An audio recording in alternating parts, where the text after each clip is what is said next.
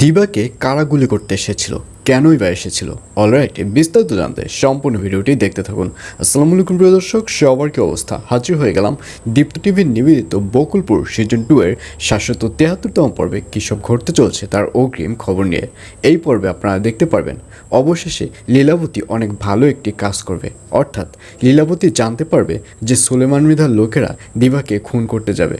আর এটি জানতে পারার সাথে সাথে লীলাবতীকে দেখা যাবে সেই লোকদের যাবার আগেই লীলাবতী দিবার চেম্বারে চলে যাবে এবং দিবার চেম্বারে গিয়ে দিবাকে পাহারা দিবে কারা কখন খুন করতে আসে। এবং এক পর্যায়ে সুলেমান মৃধার একটা লোক দিবার দিকে পিস্তল তাক করবে, কিন্তু এই ব্যাপারটি দিবা বুঝতেই পারবে না। দিবা তার কাজ নিয়ে ব্যস্ত থাকবে এবং যখন গুলিটি করতে যাবে ঠিক তখনই গুলির সামনে এসে হাজির হবে লীলাবতী এবং লীলাবতীকে দেখে সুলেমান মৃধার পাঠানো সেই লোকটি অনেক বেশি ভয় পেয়ে যাবে।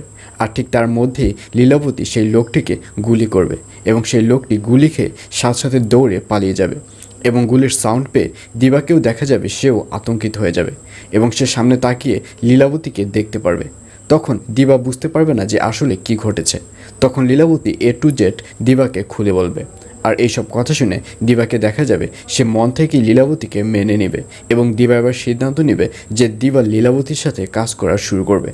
আর অন্যদিকে অনেকদিন পরে গুড্ডি সাহেব বাড়ি থেকে বের হয়ে সরাসরি আব্বাস বেগের সাথে দেখা করতে যাবে এবং আব্বাস বেগ তার সাথে কথা বলতে বলতে এক পর্যায়ে বলবে যে দিবার সাথে তুমি যে মনমালিন্য শুরু করেছো এটা ক্যান্সেল করে দাও, তুমি দিবার সাথে কাজ করো, কারণ তুমি হচ্ছে দিবার ডান হাত।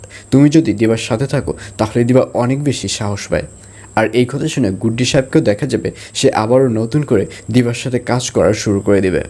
আর অন্যদিকে দিবানন্দিনীকে দেখা যাবে সে আর আব্বাস বেগের সাথে কাজ করতে চাইবে না, কারণ দিবানন্দিনী যখন জানতে পারবে যে আব্বাস বেগ লীলাবতী এবং দিবাকে সাথে নিয়ে কাজ করে এবং আব্বাস বেগকে নিষেধ করলেও সে কখনোই দিবা এবং লীলাবতীকে ছাড়তে পারবে না।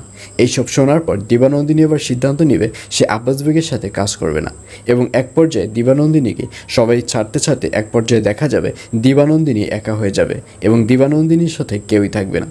আর এছাড়াও থাকবে আর আশ্চর্য সকল ঘটনা। সুতরাং সবাইকে বকুলপুর সিজন 2 এর আগামী পর্ব দেখার আমন্ত্রণ রইল।